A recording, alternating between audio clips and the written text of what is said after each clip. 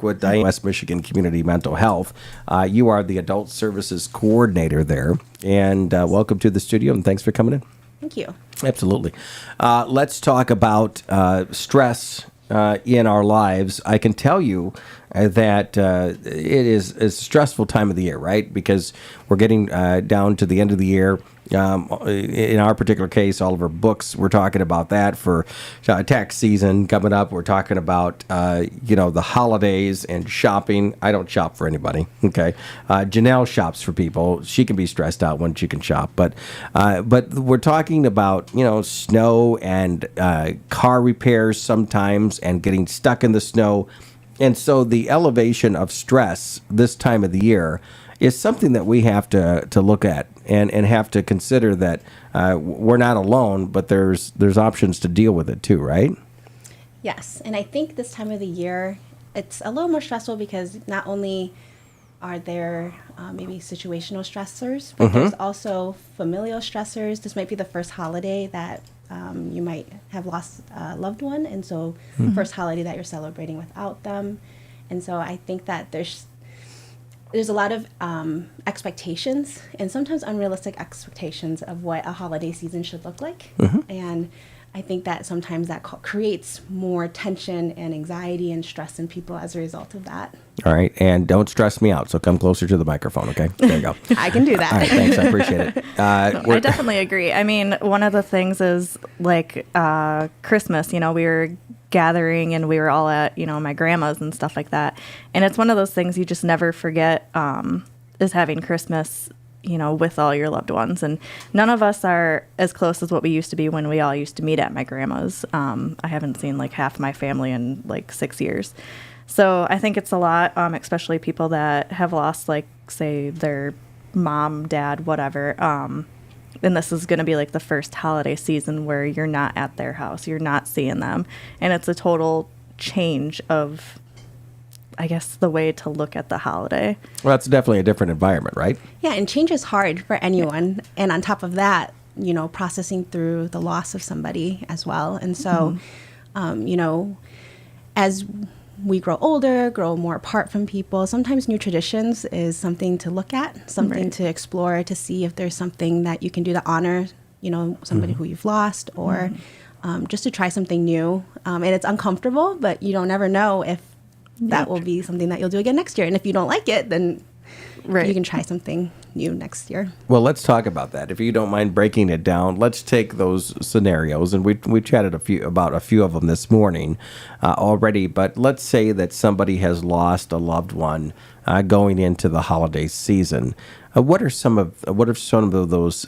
You said maybe a new tradition, but sometimes people are like, well, grandma used to do this with us, or mom used to do this, or dad, and so on and so forth. So we, do we avoid that? Do we continue it? Do we do it in a way that honors them? What's your tips for that individual that has lost somebody in their life to ensure that maybe they and as well their family members are not as stressed this holiday season?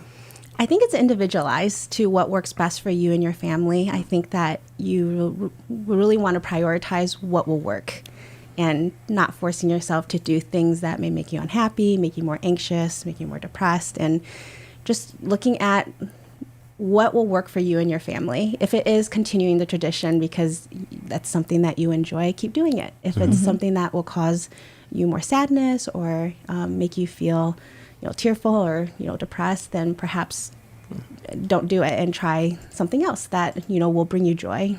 Do you think that there are some people out there that will say, well, we've got to, I hate to use the word deal with it, but you have to, what's the right term, to be able to understand it, to not kind of push it off to the side, but they have to kind of, move on. Well, kind of deal with it in the sense. What do you say to them? I think everyone processes through things differently as well and cope with life differently. And so some people are able to compartmentalize. Some people aren't able to do that. And so, we do have resources at, West Michigan CMH that people can use if they feel like they want to talk with someone. For instance, we have a 24-hour crisis line. We also do have an app called myStrength, and it's free to the community. And you do need an access code, and the access code is WMCMH community. And on there are different modules that, people can complete. Grief, anxiety, depression, substance use is on there as well. And so if that's an avenue that people want to take, talking to somebody or using the app, or they're more than welcome to use those things, and they're free in the community. And by the way, on another note, Tanya Brown, do you know who Tanya is? She might know you. Because No. she says, Diane and the team at West Michigan Community was a huge part of my journey to change her life. So hats off to your team there for all that you're doing. And if you're just joining us, we're talking with Diane Salters, Adult Services Coordinator for West Michigan Community Mental Health, and this might stress you out. There's a person coming in the lobby, and so Hudson might bark a little bit here in a second. But see, told you, look at that. It's predictable. Yeah, it is. But what can we do? What can we do to get through the holidays in the best way possible when it comes to stress, if you don't mind? Yeah, so prioritize, Okay. I think, is the most important. Maybe make a list. I love making lists and crossing them off. It's really satisfying. But plan ahead, plan ahead of, who do you want to visit? Do you want to visit anybody? What traditions do you want to do? I mean, even make a list for if you are making dinner that day, like a timeline to help you to feel more relaxed and that it's more manageable. I also think that it's never too early to plan. I think plan financially, plan, your schedule, et cetera, and don't take on too much. I know there's a pressure around the holidays to buy things and to get things, and you might not have the finances to be able to do that, and that's okay.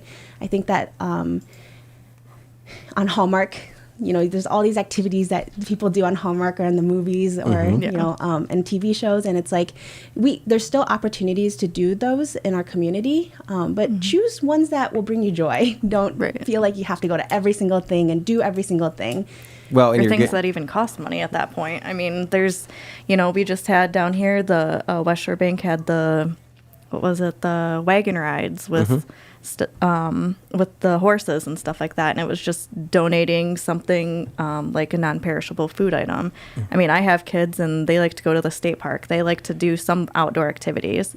I know, like coming up at Double J, I believe it is, it's like $10 for the whole day, and you can go snow tubing down their hills and stuff.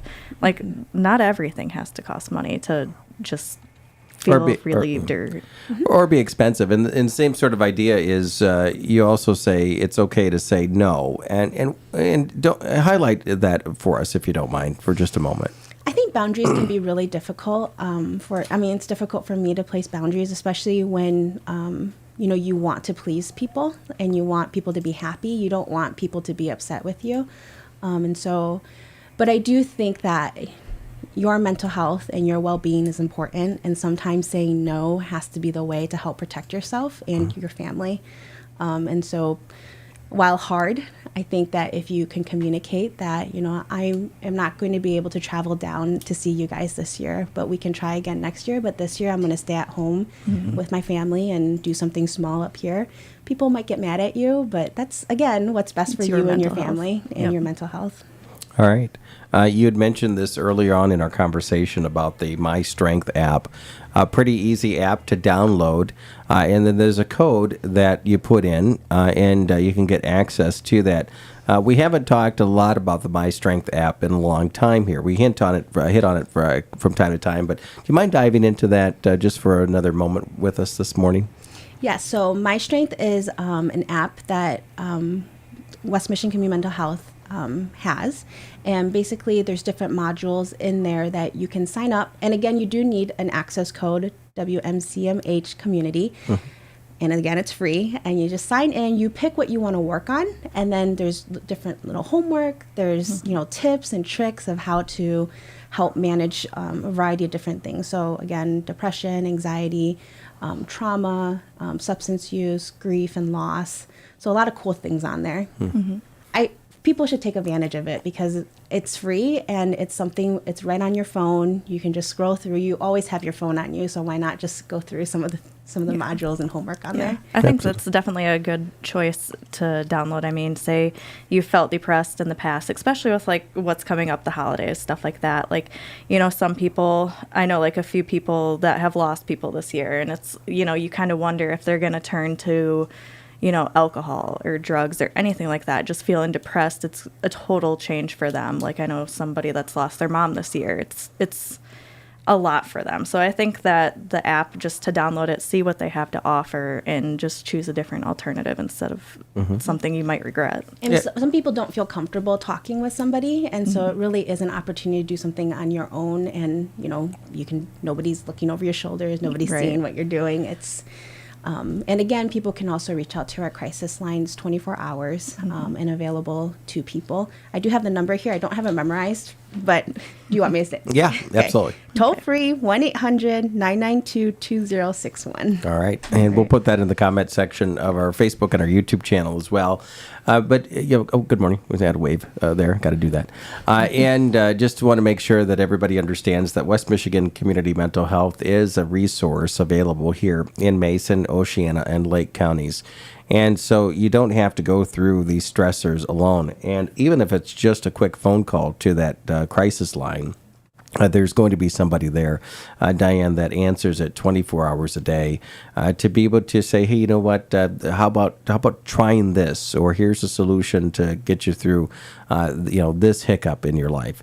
And sometimes, as you mentioned, we do need to talk to somebody. Sometimes it's through an app like the myStrength app that maybe we don't want to share with anybody. And you know what, Diane, I would assume that your team knows that it's okay not to share everything at that point in their lives, that sometimes it takes a little bit to get to that point, right? Yeah, everyone's journey is their own, and recovery is not a linear thing either.